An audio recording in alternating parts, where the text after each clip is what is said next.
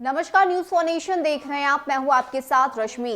RJD के तरफ से दिए गए ऑफर ने बीजेपी की चिंता बढ़ा दी है। जी हां, आज की अपनी इस रिपोर्ट में हम आपको ये पूरा समीकरण बताने जा रहे हैं और आखिर क्यों बीजेपी की चिंता इतनी ज्यादा बढ़ गई है ये भी आपको समझाएंगे। क्योंकि अगर बात करें तो सीएम नीतीश कुमार बीजेपी का साथ छोड़कर कांग्रेस और आरजेडी के साथ आते हैं तो नीतीश कुमार को किसी और पार्टी की जरूरत नहीं पड़ेगी और सरकार सीएम नीतीश कुमार की ही रहेगी। और यही वजह है कि बीजेपी इस वक्त पूरी तरह से परेशान हो उठी है, बौखला उठी है और जो ऑफर आरजेडी ने दिया है इसको लेकर अब चिंता बीजेपी की बढ़ती हुई नजर आ रही है। ऐसे में ये पूरी जानकारी आपको देते हैं और ये भी आपको समझाने की कोशिश करेंगे कि आरजेडी के इस ऑफर से इस ठंड के मौसम में आखिर बिहार की सियासत क्यों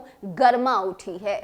बता दें कि आरजेडी के ऑफर ने बिहार की राजनीति को गलन वाली ठंडी में भी गरमा दिया है। जातीय जनगणना पर जेडीयू को खुला समर्थन का ऐलान कर बीजेपी की चिंता को बढ़ा दिया है। वहीं मुख्यमंत्री नीतीश कुमार की सहयोगी पार्टी बीजेपी अब राजद के साथ वाले पुराने दिन की याद दिला रही है, जब 2017 में परेशान नीतीश ने रातों रात पाला बदल लिया था। इन सब के बीच एक बार फिर नीतीश कुमार चर्चा में है। अपने लिए हमेशा दोनों दरवाजा खोले रहने वाले नीतीश कुमार पर सबकी नजर टिक गई है। सबको उनके अगले कदम का इंतजार है। बता दें कि बिहार की राजनीति में समय समय पर यह चर्चा होती रहती है कि नीतीश हमेशा दोनों दरवाजे खुला रखते हैं और वह वैसी राजनीतिक परिस्थितियां बनाकर रखते हैं कि उनके लिए दो दरवाजे हमेशा खुले रहें।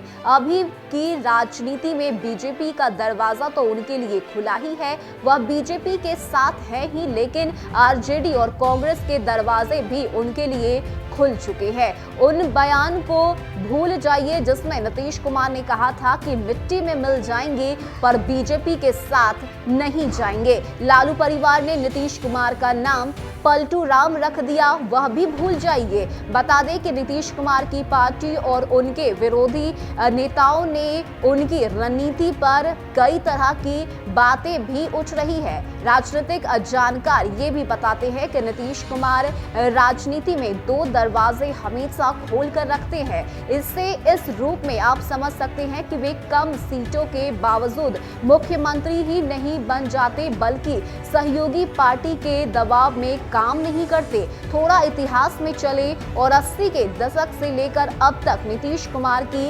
राजनीतिक यात्रा पर गौर करें तो पाइएगा कि 1979 में जब जनता पार्टी टूटी तो सत्येंद्र नारायण सिंह के साथ रहते हुए वे किशन पटनायक वाले लोहिया विचार मंच से जुड़े थे। लोहिया विचार मंच में रहते हुए वह जनता पार्टी से संबंध रहे।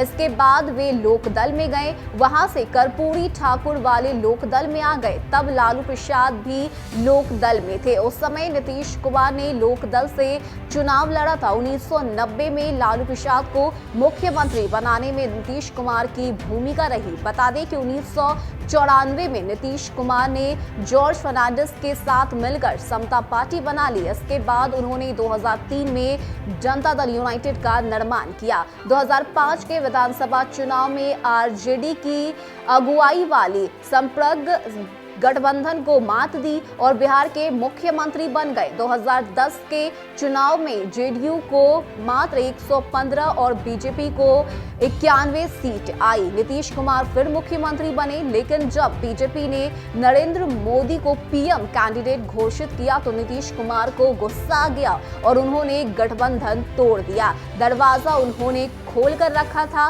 उस दरवाजे का प्रयोग कर राजद और कांग्रेस के साथ हो गए।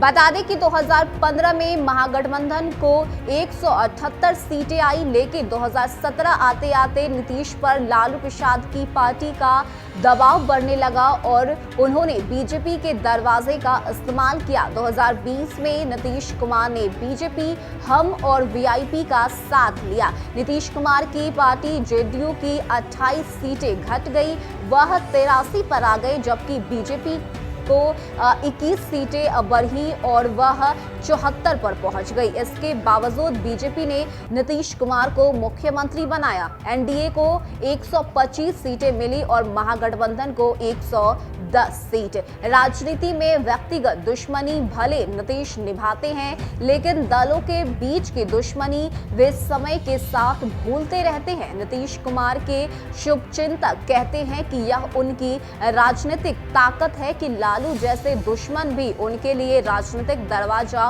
खोल कर रखते हैं। नरेंद्र मोदी डीएनए पर सवाल करने के बाद भी साथ देते हैं, इससे सोनिया राहुल को भी उनसे गुरेज नहीं है।